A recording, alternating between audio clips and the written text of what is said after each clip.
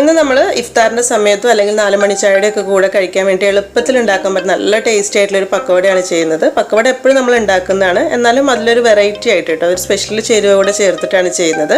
ഒരു ബീഫ് പക്കവടയാണ്. അപ്പോൾ നമ്മൾ സാധാരണ ഇഫ്താറിന്റെ സമയത്ത് ഉണ്ടാക്കുന്ന ചില സ്നാക്കിനൊക്കെ വേണ്ടി ഉണ്ടാക്കുന്ന ബീഫിൻ്റെ ഒക്കെ മസാല ഒക്കെ ബാക്കി വരുന്ന സമയത്ത് ഉണ്ടാക്കാൻ പറ്റുന്ന ഒരു സൂപ്പർ സ്നാക്കാണിത്. അപ്പോൾ പക്കവടയുടെ മാവ് റെഡിയാക്കാനായിട്ട് ആദ്യം ഒരു 1.5 സവാള എടുത്തിട്ടുണ്ട്. ഇതുപോലെ കൊത്തി അരിഞ്ഞെടുത്തിട്ടുള്ളതാണ് ചെറുതായിട്ട്. അതായത് ഒരു മീഡിയം സൈസുള്ള ഒരു സവാള, പിന്നെ ഒരു 1ന്റെ പകുതി. ഇതിലേക്ക് ആ പക്കവടയ്ക്ക് ആ സമയത്ത് ഒരുപാട് സവാളയുടെ ആവശ്യം വരുന്നില്ല കേട്ടോ. അപ്പോൾ അതൊരു ബൗളിലേക്ക് ഇട്ട് കൊടുക്കാം. പിന്നെ ഇതിലേക്കൊരു 1 ടേബിൾ സ്പൂൺ ഇഞ്ചി വളരെ ചെറുതായി മുറിച്ചത്. എരിവിന് ആവശ്യമായിട്ട് ഒരു 2 പച്ചമുളക് ഇതുപോലെ മുറിച്ചെടുത്തിട്ടുണ്ട്. കുറച്ച് കറിവേപ്പില, അതുപോലെ തന്നെ കുറച്ച് മല്ലിയില കൂടെ ചേർക്കുന്നുണ്ട് കേട്ടോ. 2-3 ടേബിൾ സ്പൂൺ മല്ലിയില ചെറുതായി മുറിച്ചത് കൂടെ ഇട്ട് കൊടുക്കാം. ആവശ്യത്തിനുള്ള കുറച്ച് ഉപ്പും ഈ സമയത്ത് ഇട്ട് കൊടുക്കണം. ഇനി മസാലപ്പൊടികൾക്കായിട്ട് ഒരു 1/2 ടീസ്പൂണിൻ്റെ അടുത്ത്, 1/4 ടീസ്പൂൺ ഇത്തിരി കൂടെ മതിയാവും മഞ്ഞൾപ്പൊടി ഇട്ട് കൊടുത്തിട്ടുണ്ട്. ഒരു 2-3 നുള്ള് കായപ്പൊടി വേണം. 1 ടീസ്പൂൺ മുളക് പൊടി, പിന്നെ ഒരു 1/2 ടീസ്പൂൺ ബീഫ് മസാലപ്പൊടി കൂടെ ചേർത്ത് കൊടുക്കുന്നുണ്ട്. എന്നിട്ട് ഇതെല്ലാം കൂടെ ചേർത്തിട്ട് നന്നായിട്ടൊന്ന് കൈകൊണ്ട് മിക്സ് ചെയ്തെടുക്കാം. ഇനിയാണ് ഇതിലേക്കുള്ള കടലമാവ് ചേർത്ത് കൊടുക്കുന്നത്. ഒരു 1.25 കപ്പ് കടലമാവാണ് കേട്ടോ എടുത്തിട്ടുള്ളത്. അതിൻ്റെ കൂടെ തന്നെ ഒരു 2 ടേബിൾ സ്പൂൺ മൈദ ഇട്ട് കൊടുക്കുന്നുണ്ട്. പിന്നെ നല്ലൊരു ക്രിസ്പി കിട്ടാൻ വേണ്ടിയിട്ട് ഒരു 1.5 ടേബിൾ സ്പൂൺ അരിപ്പൊടി. അരിപ്പൊടി എന്ന് പറയുമ്പോൾ നമ്മൾ പത്തിരി ഇടിയപ്പത്തിനൊക്കെ എടുക്കുന്ന വറുത്ത അരിപ്പൊടി ഉണ്ടല്ലോ, നൈസ് പത്തിരിക്ക് ഉപയോഗിക്കുന്ന പൊടി, അതാണ് ഇട്ട് കൊടുത്തിട്ടുള്ളത്. എന്നിട്ട് ഇതെല്ലാം കൂടെ ചേർത്തിട്ട് കൈ ഉപയോഗിച്ചിട്ട് നന്നായിട്ടൊന്ന് അങ്ങ് മിക്സ് ചെയ്തെടുക്കണം. നന്നായിട്ട് മിക്സ് ആയ ശേഷമാണ് നമ്മൾ ആവശ്യത്തിനുള്ള വെള്ളം കൂടെ ഒഴിച്ചിട്ട് കുഴച്ചെടുക്കുന്നത്. വെള്ളത്തിൻ്റെ അളവ് എന്ന് പറയുന്നത് ഇത് മിക്സ് ആക്കുന്ന സമയത്ത് ആ ഒരു കോരി ഒഴിക്കാനുള്ളൊരു പാകമുണ്ടല്ലോ, ആ ഒരു രീതിയിലേക്ക് മതി. ഇതാ ഈ ഒരു രീതിയിൽ ഇപ്പോൾ ഞാൻ പാകത്തിന് വെള്ളം ഒഴിച്ച് കുഴച്ചെടുത്തിട്ടുണ്ട്. നമുക്കിങ്ങനെ സ്പൂൺ കൊണ്ട് ഇങ്ങനെ കോരി ഇടാൻ പാകത്തിന്. പക്കവടയ്ക്കാവുന്ന സമയത്ത് ഒരുപാട് ലൂസായി പോകേണ്ട ആവശ്യമില്ല. ഇവിടെ ഞാനിപ്പോൾ ബീഫ് പക്കവട റെഡിയാക്കുന്നത് 2 രീതിയിൽ കാണിക്കാട്ടോ. 2 രീതിയിൽ നമുക്ക് ബീഫ് പക്കവട റെഡിയാക്കാനായിട്ട് പറ്റും. അപ്പോൾ അത് 2 രീതിയിലായതുകൊണ്ട് 2 പാത്രത്തിലേക്ക് ആക്കി മാറ്റുന്നുണ്ട്. നിങ്ങൾ ചെയ്യുന്ന സമയത്ത് ഒരു ടൈപ്പിൽ തന്നെയാണ് ചെയ്യുന്നതെന്നുണ്ടെങ്കിൽ ഇങ്ങനെ ചെയ്യേണ്ട ആവശ്യമില്ല കേട്ടോ. ഞാൻ 2 കൂടെ ഒന്ന് പരിചയപ്പെടുത്താമെന്ന് വിചാരിച്ചിട്ട് മാത്രമാണ്. അപ്പോൾ അതിന് വേണ്ടിയിട്ട് ഇതുപോലെ 2 പകുതിയാക്കി എടുത്തിട്ടുണ്ട്. ഇതാണിപ്പോൾ നമ്മൾ സാധാരണ പക്കവടയ്ക്ക് ഉണ്ടാക്കുന്ന ഒരു മാവ്. ഇനിയാണ് ഇതിലേക്കുള്ള സ്പെഷ്യൽ ഇൻഗ്രീഡിയൻറ്റ് ചേർക്കുന്നത്. അപ്പോൾ ഇതെന്താണെന്ന് വെച്ചാൽ ആദ്യം ചേർക്കുന്നത് ബീഫ് കൊണ്ട് ഉണ്ടാക്കിയിട്ടുള്ളൊരു മസാലയാണ് കേട്ടോ. ഈ മസാല എന്ന് പറയുമ്പോൾ നമ്മൾ ഇഫ്താറിൻ്റെ സമയത്തൊക്കെ ആകുമ്പോൾ കൂടുതലായിട്ടും കോഴിയുടെ അല്ലെങ്കിൽ ഇറച്ചിപ്പത്തിരിക്കൊക്കെ വേണ്ടി ഉണ്ടാക്കുന്ന മസാല ഉണ്ടല്ലോ. നമ്മൾ തന്നെ മുൻപ് ഒരു കോഴിയുടെ വീഡിയോ ഇട്ടിട്ടുണ്ട്, അതിൽ ചെയ്തിട്ടുണ്ട് ഇത് ഡീറ്റെയിൽ ആയിട്ട്. അപ്പോൾ അതെന്താണെന്ന് വെച്ചാൽ ജസ്റ്റ് കുറച്ച് ഉള്ളി, ഇഞ്ചി, പച്ചമുളക്, കറിവേപ്പില വഴറ്റിയെടുക്കുക. മഞ്ഞൾപ്പൊടി, കുരുമുളക് പൊടി, ഗരം മസാലപ്പൊടിയൊക്കെ ഇട്ടതിന് ശേഷം അതിലേക്ക് കുറച്ച് വേവിച്ച് വെച്ചിട്ടുള്ള ബീഫ് കൂടെ ചതച്ചിട്ടിട്ടുണ്ടായിരുന്നു. അത് അങ്ങനെ ഉണ്ടാക്കുന്ന മസാല കുറച്ച് ബാക്കി ഉണ്ട് എന്നുണ്ടെങ്കിൽ, ഇപ്പം ഇന്ന് കോഴിയടിക്കൊക്കെ വേണ്ടി ഉണ്ടാക്കിയത് കുറച്ച് ബാക്കി ഉണ്ടെങ്കിൽ എടുത്ത് ഫ്രിഡ്ജിൽ എടുത്ത് വെക്കുക. എന്നിട്ട് നാളെ ഇതുപോലെ കുറച്ച് പക്കവടയുടെ മാവ് ഉണ്ടാക്കിയിട്ട് അതിലേക്ക് അത് ചേർത്ത് മിക്സ് ആക്കി കൊടുക്കുക.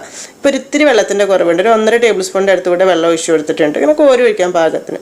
അപ്പോൾ ഇതാണ് നമ്മൾ ആദ്യത്തെ രീതി എന്ന് പറയുന്നത്. ഇതുപോലത്തെ ബാക്കി വരുന്ന, ഇപ്പോൾ ഇത് ചിക്കൻ്റെ ഫില്ലിംഗ് ആണെങ്കിൽ നല്ല ടേസ്റ്റ് ഉണ്ടാവും കേട്ടോ. ഞാനിപ്പോൾ ബീഫ് കൊണ്ട് ചെയ്തു എന്നേ ഉള്ളൂ. അപ്പോൾ ഇതാണ് ആദ്യത്തെ രീതി എന്ന് പറയുന്നത്. ഇനി ഓയിൽ ചൂടാക്കി ഇത് ഫ്രൈ ചെയ്തെടുത്താൽ മാത്രം മതി കേട്ടോ. അപ്പോൾ ഞാൻ അടുത്ത രീതിയും കൂടി കാണിച്ചിട്ട് നമുക്ക് 2 കൂടെ ഒന്നിച്ച് ഫ്രൈ ചെയ്യാം. അപ്പോൾ ഇനി ഇതിന് വേണ്ടിയിട്ട് ഒരു 50 അല്ലെങ്കിൽ 100 ഗ്രാം ബീഫ് ഉപ്പും മഞ്ഞളും മുളകും ഇട്ട് വേവിച്ചെടുത്തതാണിത്. ഇത് ചെറുതായിട്ടൊന്ന് പിച്ചെടുത്തിട്ട് നമ്മൾ പക്കവടയുടെ മാവിലേക്ക് ഇട്ട് കൊടുക്കുകയാണ് ചെയ്യുന്നത്. അപ്പോൾ ഇനിയിപ്പോൾ നാട്ടിലൊക്കെ ആവുന്ന സമയത്ത് മിക്സിയിലൊക്കെ ചതച്ചെടുക്കാൻ കറണ്ടൊന്നും ഇല്ലാന്നുണ്ടെങ്കിൽ ഇതുപോലെ ഒന്ന് ചെയ്തെടുത്താൽ മതി കേട്ടോ. ജസ്റ്റ് ഒന്ന് ഇതുപോലെ ചെയ്തെടുത്താൽ മതി. എന്നിട്ട് നമ്മൾ പക്കവടയുടെ മാവിലേക്ക് ഇട്ട് കൊടുക്കുക. പിന്നെ ബീഫിൻ്റെ കാര്യം പറയുന്ന സമയത്ത് വേണമെന്നുണ്ടെങ്കിൽ മിക്സിയിലിട്ട് ഒന്ന് ക്രഷ് ചെയ്തെടുക്കുക. പക്ഷെ അത് ഭയങ്കരമായിട്ട് പൊടിഞ്ഞു പോവില്ല. പക്കവട ആവുന്ന സമയത്ത് ഒരു ഇത്തിരി ബീഫ് കടിക്കാൻ കിട്ടുകയാണെങ്കിൽ അതല്ലേ കുറച്ചുകൂടെ നല്ലത്. അപ്പോൾ ആ ഒരു ബീഫ്, അതായത് ഉപ്പും മഞ്ഞൾപ്പൊടിയും മുളക് പൊടിയും ഇട്ട് വേവിച്ചിട്ടുള്ള ബീഫ് ഒന്നങ്ങ് പിച്ചെടുത്തിട്ട് പക്കവടയിൽ മാവിലിട്ട് മിക്സ് ആക്കി എടുക്കുക. അതാണ് രണ്ടാമത്തെ രീതി. ഇങ്ങനെ ചെയ്യുന്നതിൽ ഏറ്റവും നല്ല ടേസ്റ്റ് എനിക്ക് കൂടുതലായിട്ട് തോന്നിയിട്ടുള്ളത് നമ്മൾ ആദ്യം ചെയ്ത രീതിയായിട്ട്, അതായത് ഇറച്ചിപ്പത്തിരി, ചട്ടിപ്പത്തിരി അല്ലെങ്കിൽ കോഴിയടിക്കൊക്കെ വേണ്ടി ഉണ്ടാക്കുന്ന മസാല ഉണ്ടല്ലോ, ബാക്കി വരുന്ന മസാല അല്ലെങ്കിൽ അതിന് വേണ്ടി ഉണ്ടാക്കുന്ന മസാല, അത് ഈ പക്കവടയുടെ മാവിലിട്ട് മിക്സ് ചെയ്ത് ഫ്രൈ ചെയ്യുമ്പോഴാണ് കുറച്ചുകൂടെ നല്ല ടേസ്റ്റ് തോന്നുന്നത്. മറ്റേതും കുഴപ്പമില്ല, ഞാൻ ജസ്റ്റ് ഒന്ന് കാണിച്ചു എന്നേ ഉള്ളൂ കേട്ടോ. 2 രീതിയിലും ചെയ്യാവുന്നത് മാത്രം.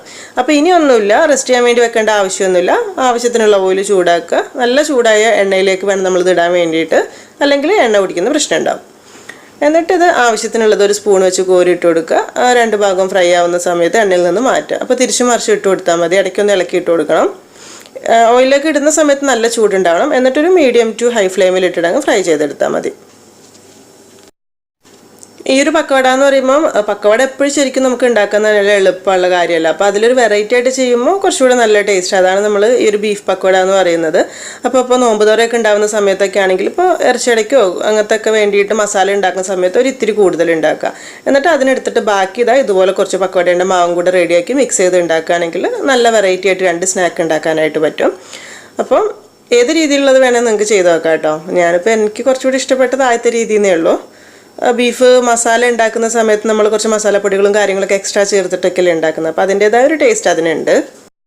അപ്പോൾ പക്കവടയൊക്കെ വന്ന സമയത്ത് എപ്പോഴും ആ ഒരു ചൂടിൽ നല്ല ക്രിസ്പിയോടുകൂടെ കഴിക്കുമ്പോഴാണ് അതിൻ്റെ കറക്റ്റ് ടേസ്റ്റ് കിട്ടുക. വളരെ എളുപ്പമല്ലേ ഉണ്ടാക്കാൻ, പെട്ടെന്ന് ഉണ്ടാക്കിയെടുക്കാനായിട്ട് പറ്റുകയും ചെയ്യും.